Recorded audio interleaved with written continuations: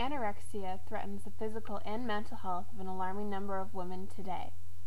It is a potentially life-threatening disorder characterized by the refusal to eat enough to maintain a body weight over a minimal norm for age and height, as well as an intense fear of gaining weight, body image disturbance, and temporary sensation of menstruation. Anorexia can cause many different health problems. If this is true, then why do we see it in the media so much today?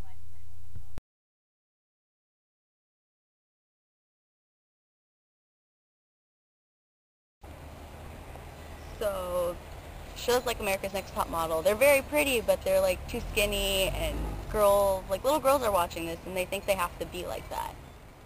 The models are attractive, but they set an unrealistic standard for young women to look at.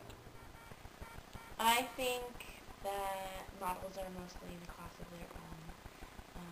I don't recognize them as real people or people that I would consider normal size or normal look. They're models for a reason. You know, they're extravagant in their own ways. They're obviously different. They're not average.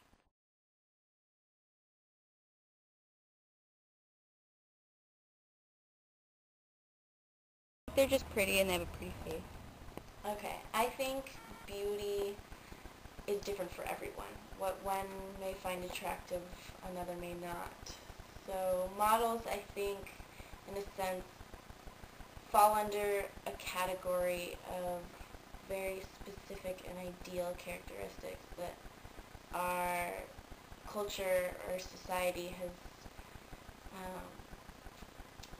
deemed as beautiful and as what's the best you can be. So, but to me, they're all different. Yeah, just as pretty as some of my friends.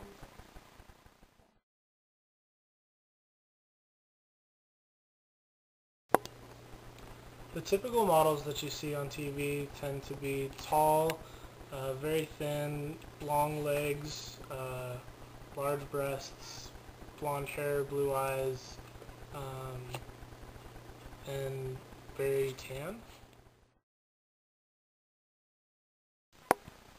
I always think of a typical model as being really tall and skinny, in shape, I suppose. I picture them as having small breasts, too. I don't know why.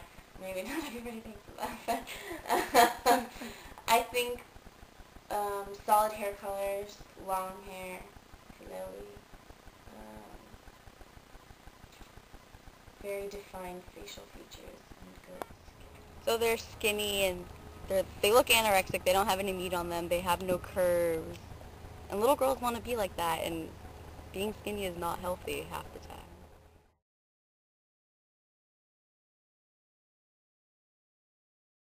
Okay, my body type, I'm short. I'd say normal sized, although my breasts tend to be on the larger side. I'm a little top heavy. I'm short, but that's my biggest drawback. I'm short. Hips run in my family.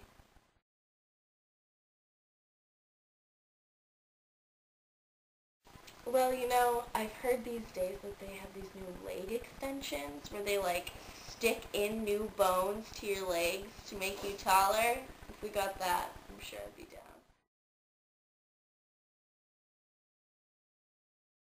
down.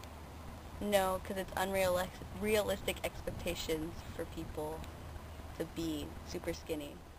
I think it's unhealthy for the young females to view the models as they are portrayed in the media because they set an unrealistic standard for girls to try to work towards, and it doesn't give young females the opportunity to feel good about themselves and have high self-esteem. Okay, no, I don't think it's healthy whatsoever. I went to a high school for 3 years with 6th graders through 12th grade, and I saw a lot of little children in mini skirts and tube tops and things that just didn't seem like prepubescent clothing.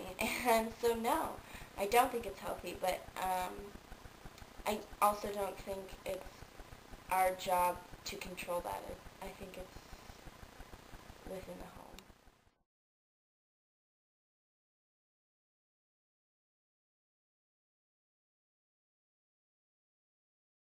Um, I have been dancing since I was young. I know the importance of body image in a lot of different settings. So, yes, I've been very affected by the media. Growing up, seeing Britney Spears when she first came out, and now what she is. And, there's been a lot of change to what's accepted, and it's pretty outrageous these days. I don't think anybody can avoid it. A study by Harrison and Cantor examined the relationship between media and eating disorders. This study observed the viewing television shows with conspicuously thin main characters as opposed to viewing shows with normal weight or heavy main characters was positively associated with eating disorders.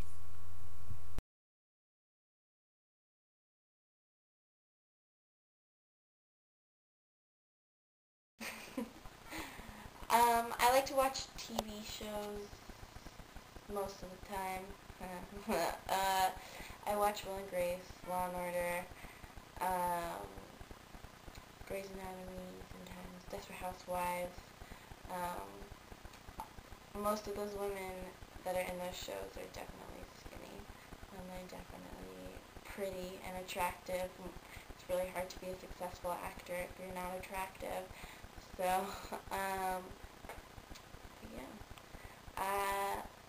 I like Will and Grace because my best friend is gay, and we run around like Will and Grace. So the show like America's Next Top Model, I would relate to Whitney because she's more real and she's more realistic, and she's not super skinny and she's got curves. And most women have curves.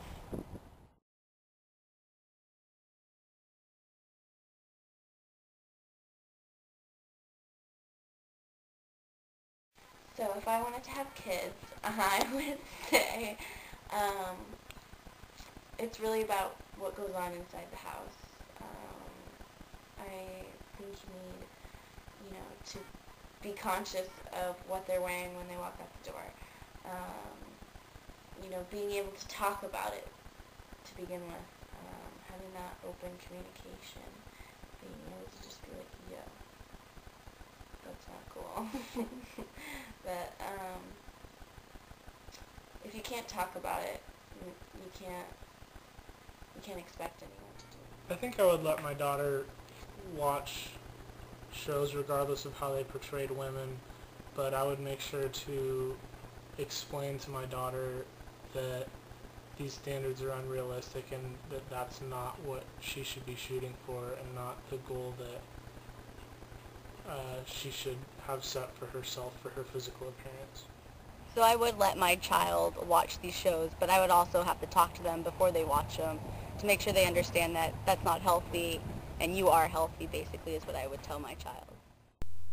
If we combine media, family, and peer influence, we can be reasonably certain that both mass media and the people in one's immediate social environment are crucial elements in an individual's body images and attitudes towards oneself.